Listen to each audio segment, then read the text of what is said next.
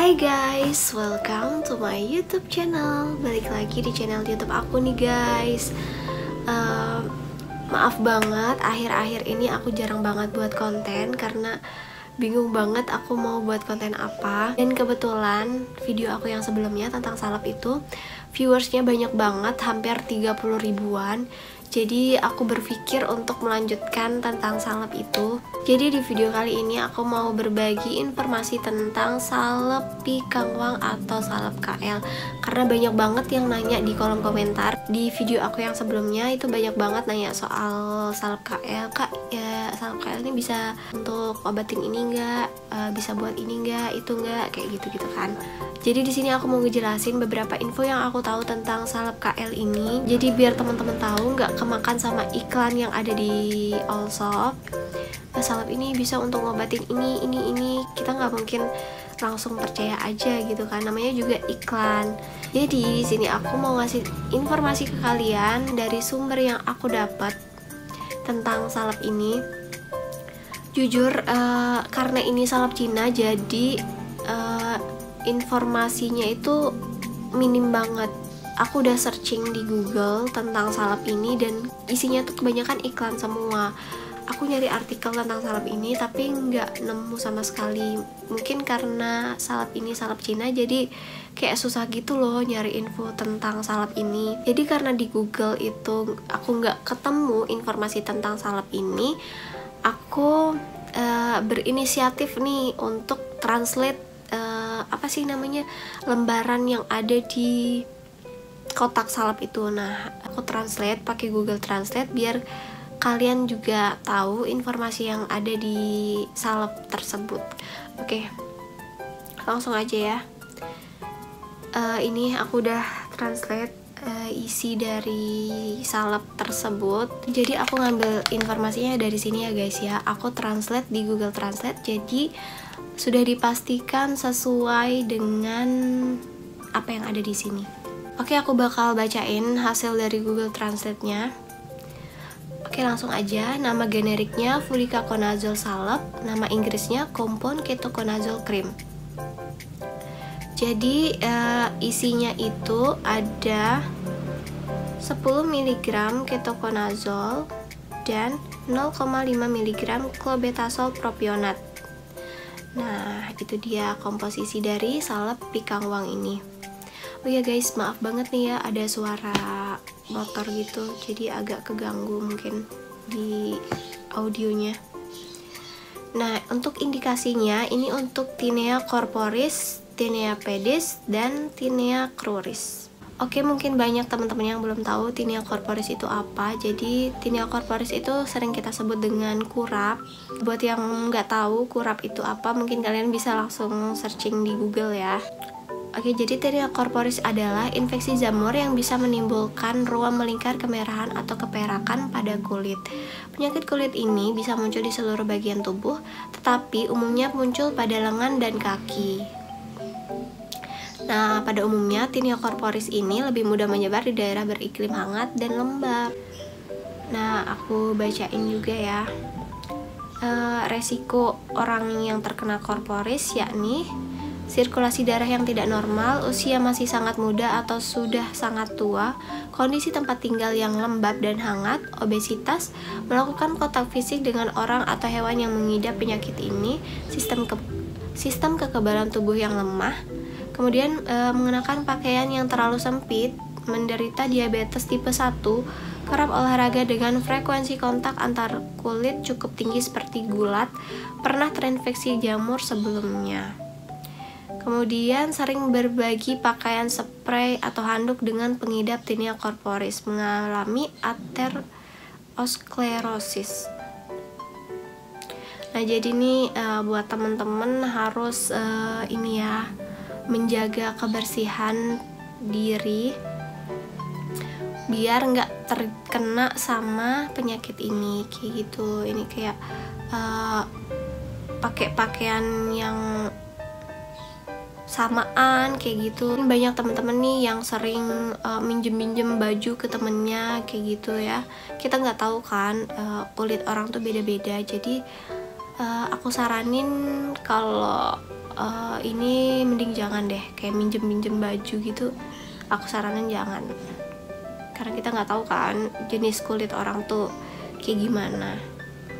Terus spray, jadi kita nggak boleh berbagi spray gitu gak sih, maksudnya ya setidaknya pakai spray yang berbeda. Mungkin kalau untuk sekali 2 kali mungkin it's okay, tapi kita nggak pernah tahu ya, kita gampang terkena dengan penyakit ini atau tidak gitu, tergantung sistem imun juga sebenarnya. Terus untuk berbagi handuk juga nih, jangan sampai ya kalian tuh pakai satu handuk yang sama nih sama teman kalian. Oke, jadi itu dia Tinea corporis. Kemudian Tinea pedis. Jadi Tinea pedis itu sering kita sebut dengan kutu air. Jadi kutu air ini infeksi jamur yang biasanya dimulai di antara jari kaki. Kutu air biasanya terjadi pada kaki yang banyak berkeringat saat memakai sepatu ketat. Oke, gitu. Dan next, cara penyebarannya melalui kontak dengan permukaan yang terkontaminasi, melalui kontak kulit, jabat tangan, atau berpelukan.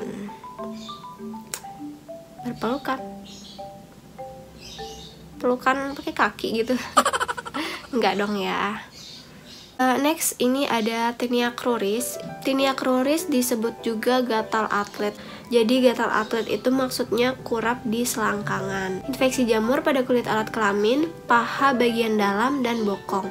Kondisi ini paling sering terjadi saat orang memakai pakaian ketat. Nah, jadi buat teman-teman nih, jangan pakai baju yang ketat-ketat ya, atau celana yang ketat-ketat. Jadi gejalanya ini biasanya dapat didiagnosis sendiri, gatal karena jamur di selangkangan atau jock itch menyebabkan ruam yang gatal, kemerahan, dan seringkali berbentuk cincin di daerah selangkangan. Nah, itu dia penjelasan dari aku tentang Tinea pedis, cruris, dan corporis. Next, kita bahas tentang ininya ya, reaksi yang merugikan. Ini translate-nya bilangnya reaksi yang merugikan. Oke, nomor 1, umumnya eritema, terbakar, gatal, menyengat, atau gejala iritasi lainnya, folikulitis, atrofi dan penipisan kulit, telangiectasia, pigmentasi, dan infeksi sekunder. Yang kedua, kekeringan kulit yang terlihat, hirsutisme, stretch mark, peningkatan kerentanan terhadap infeksi. Yang ketiga, pengobatan jangka panjang dapat menyebabkan hiperfungsi kortikal bermanifestasi sebagai hirsutisme, jerawat, wajah bulan purnama, osteoporosis, dan gejala lainnya. Dan yang keempat, kadang-kadang dapat menyebabkan dermatitis alergi. Jadi menurut aku, buat kalian ini dulu ya, lihat dulu jenis gatal kalian itu apa, baru kalian tentukan obatnya, apakah cocok untuk obat ini atau enggak. Nah, lanjut. Untuk kontraindikasinya, nomor 1, mereka yang alergi terhadap produk ini dilarang. Jadi kalau menurut aku, kalau kalian coba salep ini terus kayak ngerasa nggak cocok, kalian stop aja gitu, jangan dipaksain karena tipe kulit orang itu beda-beda. Kemudian yang kedua, infeksi virus seperti herpes dan cacar air dilarang. Nah, oke. Nomor 3, anak-anak, wanita hamil, dan wanita menyusui dilarang. Aku nggak tahu ya batas umur untuk anak-anak yang dimaksud di salep ini umur berapa, tapi saran aku mending jangan deh ya. Saran aku, kalian harus ke dokter terlebih dahulu, karena menurut aku kulit anak-anak itu sensitif ya guys. Jadi alangkah baiknya konsultasikan dulu ke dokter untuk pengobatan selanjutnya. Nah, setelah itu nih ada catatan juga nih di sini. Jadi di sini tuh ada tertulis catatan juga untuk kita. Yang nomor 1, hindari kontak dengan mata dan selaput lendir lainnya seperti mulut, hidung. Tidak cocok untuk kulit tipis seperti wajah, ketiak, selangkangan, dan vulva. Nah, ini sebenarnya aku bingung juga ya, di catatannya ini katanya nggak boleh bukan nggak boleh sih, tidak cocok untuk di selangkangan dan vulva. Sedangkan yang di sini di awal tadi katanya boleh untuk tinea cruris kayak gitu. Jadi menurut aku kalau kalian ragu, kalian harus konsultasi ke dokter aja. Karena ini dari Google Translate, mungkin ada beberapa yang salah pengertian, aku kurang tahu, tapi di sini tidak cocok untuk selangkangan dan vulva. Jadi menurut aku kalau kalian ada gatal di daerah kewanitaan, kalian konsultasi aja ke dokter spesialis kulit untuk penanganan yang lebih tepat kayak gitu. Takutnya nanti terjadi hal-hal yang tidak diinginkan. Oke, next nomor 2, orang dengan alergi harus digunakan dengan hati-hati. Nah, udah diingetin nih, harus hati-hati ya guys. Kalau kalian udah ngerasa nggak nyaman dengan salep ini, kalian stop aja penggunaannya. Jangan dilanjutin karena tipe kulit orang tuh beda-beda kayak gitu. Terus yang ketiga, untuk penderita gatal selangkangan, jangan memakai pakaian dalam yang ketat atau pakaian dalam berbahan serat kimia, tetapi pakaian dalam berbahan katun yang longgar kayak gitu. Udah diingetin nih di sini juga. Jadi buat yang ada kelainan di daerah selangkangan atau gatal di daerah selangkangan, di daerah kewanitaan, sarannya jangan menggunakan celana yang ketat. Dan juga kalaupun kalian penasaran nih pengen coba pakai salep ini, seenggaknya setelah pakai salep ini kalian nggak usah menggunakan celana yang ketat kayak gitu, karena ini hasil dari translate-nya ambigu banget ya di poin yang tentang daerah kewanitaan. Karena di sini informasinya itu bisa digunakan untuk tinea cruris, sedangkan tinea cruris ini maksudnya kan jamur yang ada di daerah kewanitaan seperti di selangkangan contohnya kayak gitu. Sedangkan di sini malah translate-nya bilang ini tidak cocok digunakan di daerah selangkangan. Jadi menurut aku untuk daerah kewanitaan kalian gunainnya secara hati-hati, atau kalau tidak kalian harus konsultasikan ke dokter spesialis kulit. Kalau kalian mau coba salep ini, aku saranin kalian beli di offline store-nya, di khusus yang emang bener-bener jual salep Cina. Jadi kalian bisa dapat yang originalnya. Sedangkan kalau kalian beli di Allshop itu banyak banget yang KW. Jadi di Allshop itu kita susah banget nemuin mana yang asli dan mana yang ori, karena ya semuanya pasti bilang ini original atau apa gitu. Nyatanya nggak seperti itu gitu. Itu aja sih saran dari aku. Kalian kalau mau beli salep ini usahakan di offline store-nya atau di website resminya, biar kalian dapat salep yang benar-benar asli. Dan juga kalau kalian dapat salep yang ori, reaksinya juga lebih maksimal. Buat teman-teman yang belum nonton video aku tentang salep KL ini, kalian bisa tonton video aku ya yang sebelumnya, biar nyambung aja sih gitu video aku yang sebelumnya dengan video aku yang ini. Terima kasih banyak buat teman-teman yang udah support channel YouTube aku.